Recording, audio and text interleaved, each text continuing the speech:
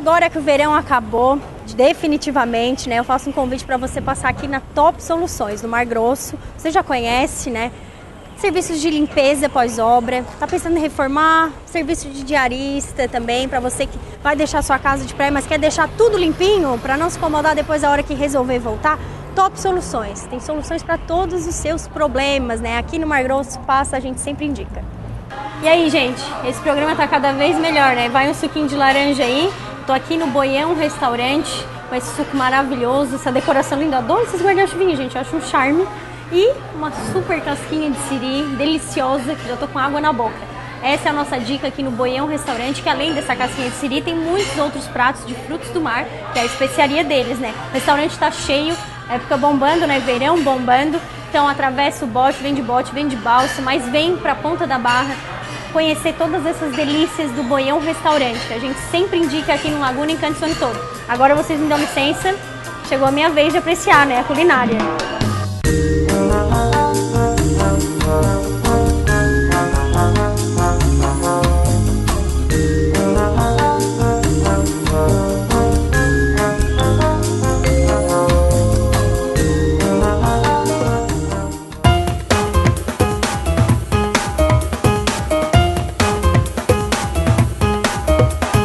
Continuando aqui, a gente andou mais um pouquinho e agora paramos em mais uma beldade arquitetônica, a gente pode dizer assim. Estamos apaixonados aqui pelas casas, né?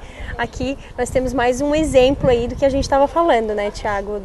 Essa também é açoriana, a gente pode dizer? Não, essa já é diferente. A gente viu uma casa também alemã, né? Sim. Aqui, de arquitetura alemã, bem, como tu bem falou, típica. o IFAM é característico centro histórico como eclético, né? Como eclético. Embora eu acho que ainda a açoriana predomine, não? Predomina. A cultura açoriana é muito enraizada, né? E forte, a gente vê nas edificações.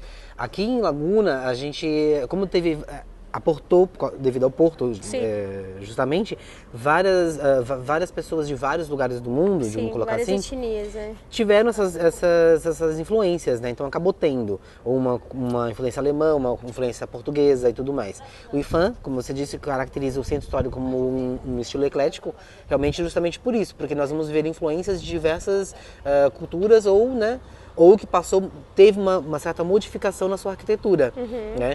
Porque o IFAM atua em Laguna desde 1985. Antes disso, a pessoa podia mudar a sua casa fazer o que quiser. Exatamente. Hoje já não é bem assim, né? O que é tombado já não pode mais mexer com... E a maioria dessas casas assim históricas são tombadas? Tem um tombamento. Aqui no centro nós temos cerca de 600 edificações. Nossa, gente. Só no centro histórico. E aí só pode fazer reforma com autorização do IFAM, com tudo certinho, tem que manter as características. Exatamente. É só para deixar, no caso, mais bonita. Exatamente. Uma né? pintura, né? Mas na verdade, tudo tem que passar... Não pode mudar. Nós vamos depois mostrar algumas imagens de casas que tem no ornamento na parede, antes da janela, ou ornamento em cima. Então, esses detalhes é que tem que ser preservado, né? Claro. Porque senão, daqui a pouco a pessoa passa uma massa e acabou. E aí acabou com a história, né? Porque o registro... É o que dá um charme também, né? Exatamente, né? Pra quem vem, os turistas principalmente, quem vem pra cá e fica encantado com a diversidade das cores, dos estilos. Uma vez uma pessoa estava contando pra mim assim, se você vai em São Paulo, um centro histórico, claro, tem muita coisa bonita pra se mostrar lá, mas tu vai ver basicamente uma selva de pedra. Tu vai em uma outra cidade muito grande, é basicamente a mesma coisa. Laguna é única. A gente pode até puxar já esse gancho das ruas, né? Exatamente. Que a gente tá aqui numa rua que é mão única e tem muitas dessas, todas elas com lajota, né? Tijolo, não é asfaltado. São pedras ainda? Pedras, exatamente. Não é asfaltado e nem pode ser asfaltado, justamente para manter essa característica das ruas estreitas e de pedra, como era antigamente. Salvaguardar tudo isso. As nossas calçadas aqui no centro são menores, são mais estreitas, né? E o desejo, como a rua Howlin' Worm já é de passar todo o cabeamento subterrâneo. Então, o projeto do IFAM, o desejo do IFAM seria o quê? Que não existisse mais fio, nem poste. E seria maravilhoso, porque antigamente não tinha. Mas também não tinha luz, né? Tinha até. Algumas casas ainda tinha na sua... Porque assim, as casas de antigamente, era muito comum as casas não terem terreno muito pra frente. Sim, as casas já eram... de extrema, exatamente, já era bem na calçada, vamos colocar assim. Depois que tá tudo que a pessoa fala na rua, depois que tá. E aí era muito comum ter ou a short ou alguma coisa que iluminasse. né, essa edificação na frente durante a noite. Eu, assim, eu pretendo ainda ver que não exista mais fio, Tomara, né? Todos nós. Seja tudo por subterrâneo. Né? É um desejo do IPHAN, um desejo, acho que da grande maioria dos lagunenses, para realmente resgatar essa... Porque a gente vê muitos fios, assim, a gente vê quebra muito, né? Acaba deixando a cidade já com outro aspecto, sem ser como se tu estivesse vivendo naquela época. E as calçadas que já são estreitas, um poste no meio acaba... atrapalha. Não tem como passar. Com certeza. Né? Algumas ruas são realmente muito estreitas, né? Mas é uma característica nossa, que é já de antigamente, e eu acho maravilhoso, assim, dá aquele charme de cidade pequena, realmente, né? E a gente vai mostrar agora aqui outros estilos arquitetônicos também, e 3 casas, uma do lado da outra, como elas são muito diferentes, né? Elas são imponentes, são grandes, são casas geralmente eles falavam sobrado, né? São casas de 2 pisos, né? Sim. Mais todas altas. muito bem conservadas, né? Exatamente. Já foram um trabalho muito tudo, bem. tudo E as certinho. famílias que moram aqui no centro histórico, que ocupam as casas, é muito comum eles mesmos salvaguardar isso, né? Tu sabe se a maioria dessas pessoas que moram nessas casas mais antigas são descendentes das pessoas que construíram as casas? Algumas famílias ainda ou já sim. foi muito vendido? Já foi, trocado, já passou. Algumas né? edificações passaram já. Tem Mas gente não que tem não tem uma- um registro, mas tem ainda famílias que moram que passou gerações, né? Legal, muito legal. Imagina, isso né? aí morar numa casa, num casarão desse, antigo, conservado, e saber que foi o teu, sei lá, um Bisavô, parente, bisavô aham. distante que construiu aquilo ali desde Exatamente. o início, que aportou aqui, que veio de outro país. E que hoje é né, uma que- riqueza. Exatamente, porque hoje essas casas são riquezas. extremamente assim. valiosas, né? E depois a gente vai falar também um pouquinho sobre as curiosidades que a arquitetura nos traz como os ditados populares. Então a gente, em outras casas, eu conto pra vocês. Então vamos, ó, continua aí com a gente, que hoje, nossa, eu tô muito curiosa já pra saber tudo aqui. Vamos aí, Thiago. Vamos lá. Agora uma pequena pausa pra gente chamar o nosso querido Major Peterson, quadro Pensando em Segurança. Pode rodar.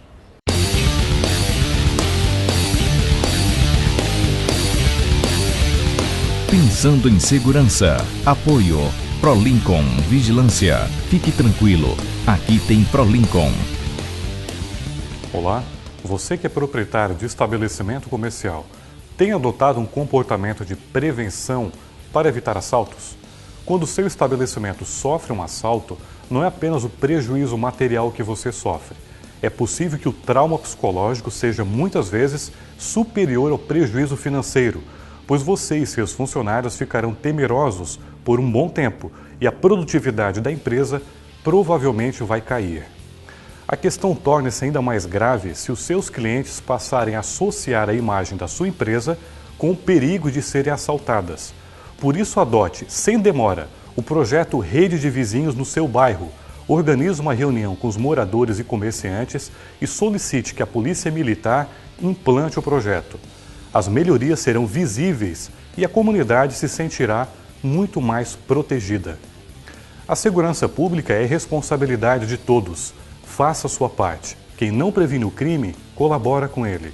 E não se esqueça, sempre que você tiver qualquer dúvida sobre a sua segurança, procure a Polícia Militar da sua cidade. E agora, continuando o nosso papo sobre segurança, você acabou de ver aí a dica do Major Peterson, né? Sempre ajudando a gente aqui, e todo mundo, é um quadro que tem bastante sucesso aqui no nosso programa. E com o apoio da ProLincoln Vigilância, a gente vai continuar esse papo sobre segurança, né, Toco? Todo mundo já conhece, esse aqui é o Toco, aqui de Laguna, da ProLincoln de Laguna. A gente vai falar de uma novidade que a gente até já falou aqui no programa, já destacou várias vezes, mas que é sempre bom e que agora, nesse verão, fez bastante sucesso, né? O aplicativo My ProLincoln. E continua fazendo. E continua fazendo, exatamente. Ele veio para proporcionar, na palma da mão dos nossos clientes, os eventos de alarme. Né? Um panfleto que nós temos distribuído, né? Naquela ocasião onde a gente fez aquela propaganda do My ProLincoln aqui, deu uma grande repercussão. Que bom, foi bem bacana mesmo. Até parabenizar vocês, a Unisul, Obrigada. porque em Laguna, a Unisul TV, ela tem uma grande audiência. Sim, em Laguna principalmente. Esse programa a gente fala das belezas naturais de Laguna. Exato. E a gente destaca a cidade de Laguna justamente por isso, porque a Unisul TV abraça a Laguna, né? Tanto que a gente abriu uma filial aqui, então muito legal. Então eu falo isso, né? Porque depois que nós começamos com essas propagandas aí, né, toda semana a gente grava uma, aonde eu vou, o pessoal, pô, te vi na TV, pô, ficou famoso, ficou famoso. Então, isso faz parte do dia a dia, porque a gente faz a parte comercial da empresa também, né? Então isso vem a fortalecer. Claro, né? A propaganda sempre se diz, sempre se ouviu, que é alma do negócio, realmente. Verdade. São meios de comunicação que faz com que está mostrando a empresa, né? O que realmente quem não é visto não é lembrado, né? Exatamente. Tem uma série de procedimentos. Então, o MyProLincoln, como eu estava te falando, ele veio para dar essa abrangência aos nossos clientes. Então, ele só serve para quem é cliente.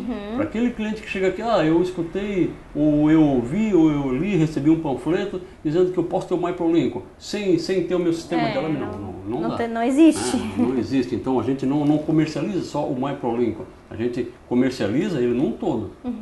Né? O MyProLincoln é um plus do pacote, digamos assim. Ele vem para agregar, né, um trabalho de qualidade para os nossos clientes. Por exemplo, basta ele acessar o aplicativo no smartphone dele e ali ele vai registrar, está registrado todos os eventos do sistema de alarme.